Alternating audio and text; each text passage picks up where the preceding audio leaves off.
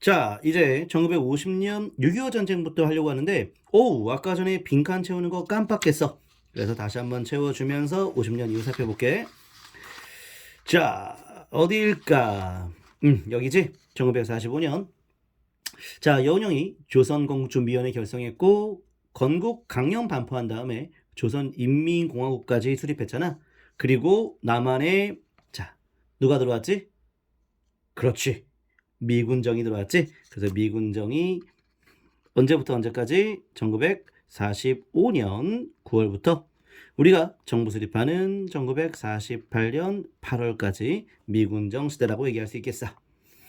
자, 그리고 이제 46년에 대한 역사를 쭉 살펴봤고, 그 중에 우리가 빈칸 채워야 될 것은, 자, 어떤 내용이냐면 1차 미소공의가 결렬된 이후의 모습이었지. 1차 미소공의 결렬된 이후에 이승만이 뭘 발표했다고? 정읍발언.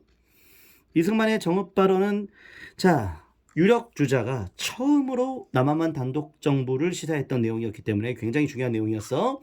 그 정읍발언 이후에 바로 좌우합작 운동이 추진됐다는 것도 꼭 기억해야겠지. 근데 그 좌우합작 운동은 미군정의 지원을 받아서 남조선 과도 입법위원이 만들어진 거였어.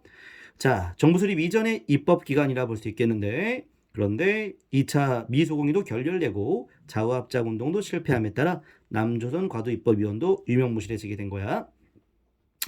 자, 그리고 이제 47년 한반도 문제 유엔에 넘어갔고, 근데 유엔 총회에 바로, 자, 인구 비례에 따라 총선거하는 것은 물 건너갔지.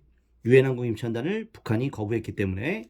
그래서 48년 바로 유엔 소총회가 개최된 이후에 남한만 단독 선거 결정이 되었지. 그래서 50총선거 열렸고, 그 50선거를 바탕으로 대한민국 정부가 출범하게 되었다는 것 우리 지난 시간에 배웠지.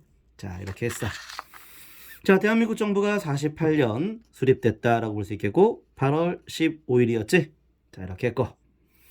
자, 그 다음에 우리, 자, 대한민국 정부 출범 이후에 재헌이가 2년 동안 바로 여러 법을 만들었는데, 그 중에 1949년의 농지개혁법과 기속재산처리법이 매우 중요했었어. 맞지? 자, 그리고 이제 1950년 6.25 전쟁 살펴보자. 자, 6.25 전쟁 때의 시작과 동시에 바로 좌익 세력들을 보도연맹에 가입시켰는데, 그들을 또 대거 학살하는 그런 비극적인 보도연맹 사건부터 시작되었고, 자, 전쟁 시작과 동시에 한국군은 모든 작전 통제권을 미국한테 넘겼다라는 것.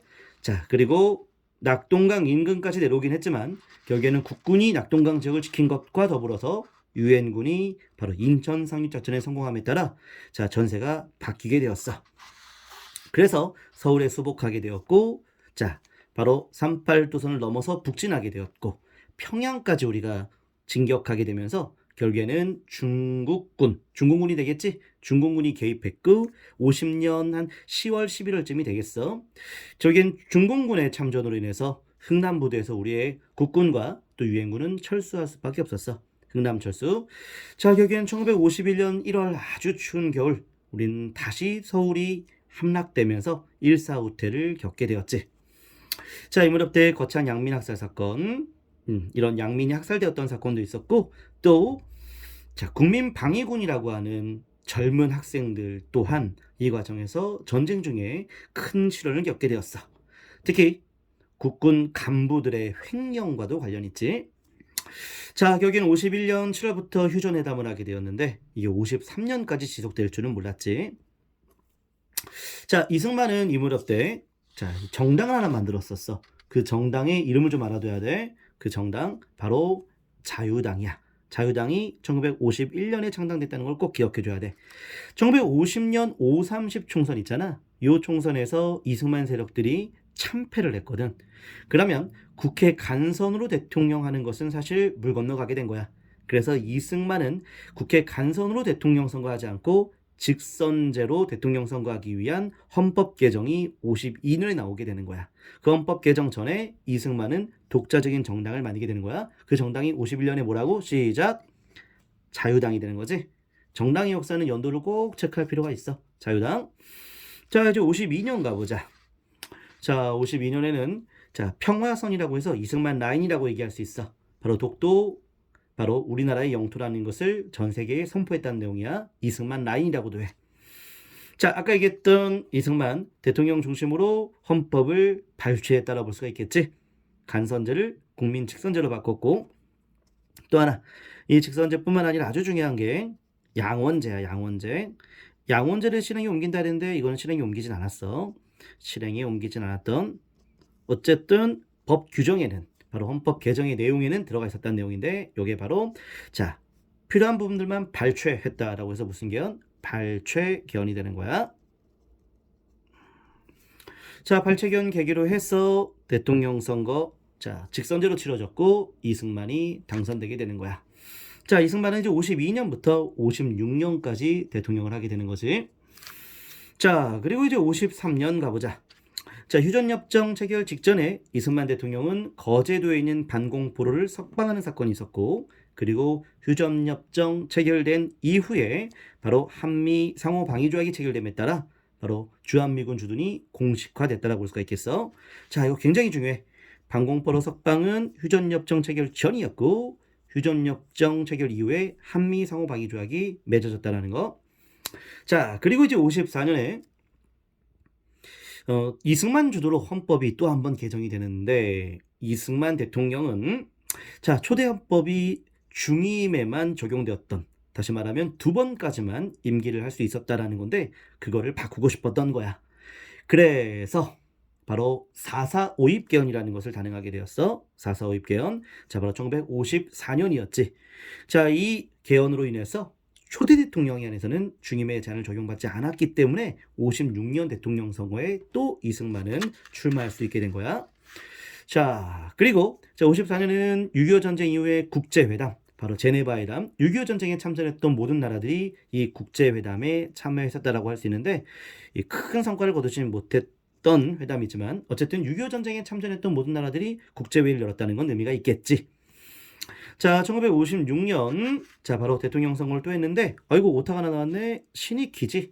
신익희라고 하는 민주당 후보가, 자, 선거 유세 과정에서 급사하게 되면서 이승만이 1956년 당선되게 된 거야. 근데 이 과정에서 당시 무소속 후보였던 바로 조봉함이라고 하는 분이, 조봉함, 이분이 굉장히 약진을 하게 되었고, 자, 그래서 선거 이후에 이분이 진보당을 만들게 되었어. 자, 1950년대 중후반에 북한의 천리마운동, 노동력 강화운동이라 볼 수가 있겠고, 그리고 57년에 자, 우리말 큰 사전이 편찬된 것도 살짝 알아두자. 58년인데 58년에는 자, 이승만한테 위협적인 존재였던 인물이 바로 조봉암이었고, 조봉암이 만들었던 진보당은 결국에는 간첩들이 있다라고 하여서 진보당을 해산시켰던 사건이야. 조봉암을 간첩 혐의로 처형했던 것도 59년이었고, 이 무렵에 이승만은 보안법 파동이라고 해서 보안법을 개정하는 과정에서 이승만 체제에 대해서 비판하는 그런 사람들도 적용하고자 했다라는 거야.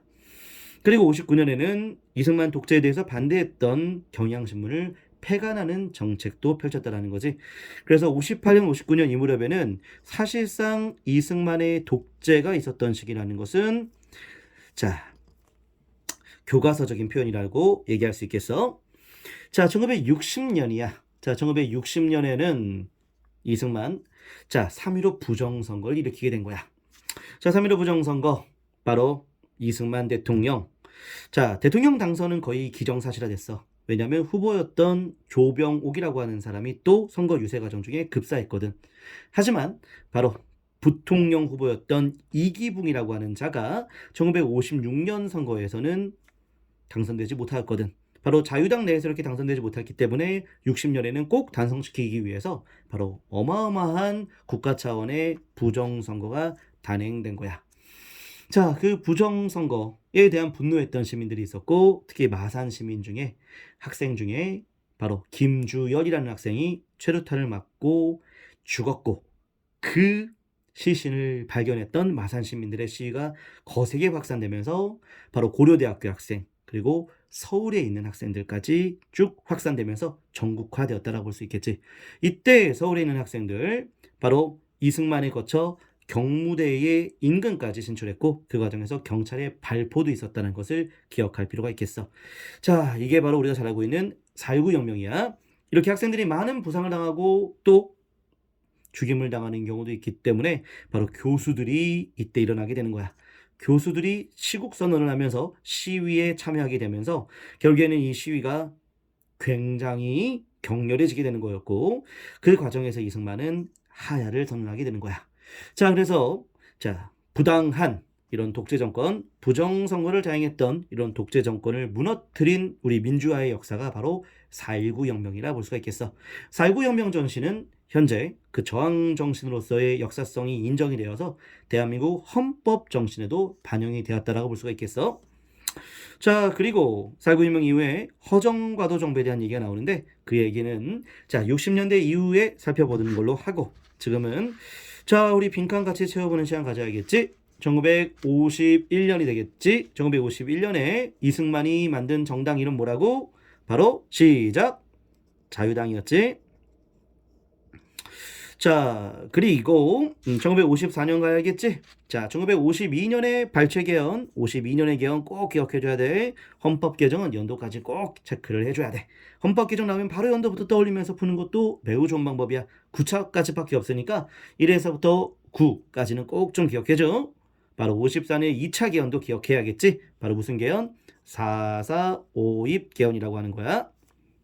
자세한 내용은 지금 다 할 수 없겠고, 4.4.5입 개헌, 바로 어쨌든 이승만 대통령 초대 대통령이기 때문에 중임의 제한을 철폐한다는 내용이었어. 54년 꼭 기억해줘야 돼. 54년 너무 중요해. 54년 52년도. 자, 그리고 55년에 말이야. 추가적으로 하나만 해볼게. 55년에 민주당이 만들어졌어. 이승만 계속해서 독재하지 못하도록 민주당이 야당으로서 역할을 하게 된 거야. 그 55년 민주당 후보였던 사람이 신익희였는데, 이분이 50년 선거 과정에서 급사했다라고 아까 얘기했었지. 자, 그리고 우리 기억하자. 1960년에 민주혁명. 무슨 혁명? 시작! 4.19 혁명 기억 꼭 해줘야 돼. 자, 이렇게 해서 1950년부터 60년까지 살펴봤어. 수고했어.